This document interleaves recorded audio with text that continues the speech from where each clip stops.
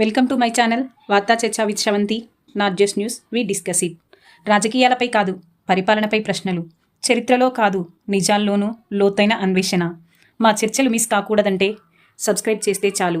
తెలంగాణ ప్రభుత్వం ఓ సెన్సేషనల్ నిర్ణయం తీసుకుంది.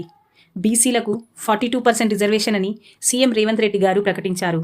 అయితే ఇది నిజంగా అమలవుతుందా? చాలామంది అభినందిస్తున్నారు, మరికొందరు ఇది చట్టమే కాదు కోర్టులో నిలిపివేస్తారు అని. అసలు ఈ రిజర్వేషన్ నిజమా, చట్టబద్ధమా, లేక ఎన్నికల రాజకీయ వ్యూహమా? ఈరోజు మనం సింపుల్గా, చట్టపరంగా, తెలివిగా అర్థం చేసుకుందాం. పంచాయతీ మున్సిపల్ ఎన్నికల్లో బీసీలకు 42% రిజర్వేషన్ ఇవ్వాలని తెలంగాణ కేబినెట్ నిర్ణయించింది. అంటే 100 స్థానిక ఎన్నికలున్నాయనుకోండి, అందులో 42 స్థానాలు బీసీలకు, 58 ఇతర వర్గాలకు. ఇది బీసీ ప్రాతినిధ్యం పెంచడానికే. కానీ ఇది చట్టబద్ధంగా నిలబడాలి అంటే ఖచ్చితమైన డేటా, అసెంబ్లీ ఆమోదం, కోర్టు ఒప్పుకోవాలి. ఇది ఉద్యోగాల్లో కాదు, స్థానిక సంస్థల ఎన్నికలకే. ఇది కాంగ్రెస్ పార్టీ ఎన్నికల హామీలో భాగంగా ఇస్తుంది. ముఖ్యంగా బీసీ సంఘాలు కొంతమంది ఆనందం వ్యక్తం చేశారు. మా వర్గానికి ప్రత్యక్ష రాజకీయ ప్రాతినిధ్యం వచ్చింది అంటూ. చట్టబద్ధత ఉందా, లేక కేవలం ప్రకటననేనా? సీఎం ఓకే అంటే చాలు అనుకుంటున్నారా? కాదు, చట్టం ఏం చెబుతుందో చూడాలి.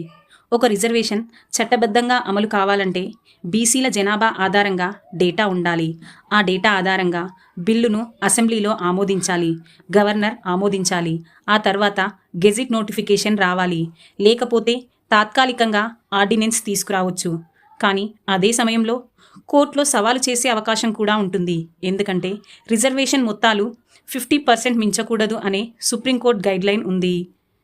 అసలు మన రాజ్యాంగం ఏం చెబుతుంది? మన భారత రాజ్యాంగం ఈ విషయం మీద స్పష్టంగా చెబుతుంది.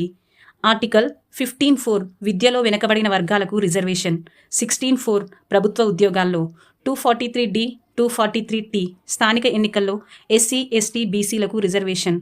ఆర్టికల్ 46 రాష్ట్రం వెనుకబడిన వర్గాల అభివృద్ధి కోసం కృషి చేయాలి. అంటే రాజ్యాంగం రిజర్వేషన్కి అనుమతి ఉంది. కానీ ఇందిరా సాహ్ని కేసులో 1992లో సుప్రీంకోర్టు ఏం చెప్పింది? ఇది భారతదేశంలోనే రిజర్వేషన్ చట్టపరమైన పరిమితుల గురించి చెప్పే తిరుగులేని తీర్పు. ఈ కేసును మండల కమిషన్ కేసు అని కూడా అంటారు. ఈ కేసు భారతదేశ రిజర్వేషన్ చరిత్రలో చాలా కీలక టర్నింగ్ పాయింట్. ఈ తీర్పుతోనే సుప్రీంకోర్టు తేల్చి చెప్పేసింది, మొత్తం రిజర్వేషన్లు 50% మించకూడదు. ఇది రాజ్యాంగం ఇచ్చిన సమానత్వానికి విరుద్ధం అవుతుంది. కేవలం అత్యవసర పరిస్థితుల్లో మాత్రమే 50%కు పైగా ఇవ్వచ్చు. కానీ అంతకు మించినది బలమైన డేటా, తీవ్ర వెనకబాటుతనాన్ని ఆధారంగా చూపించాలి. ఇవాళ సీఎం ఏం చెప్పారన్నది కంటే రేపు ఆ మాట ఎంతవరకు చట్టంగా నిలుస్తుంది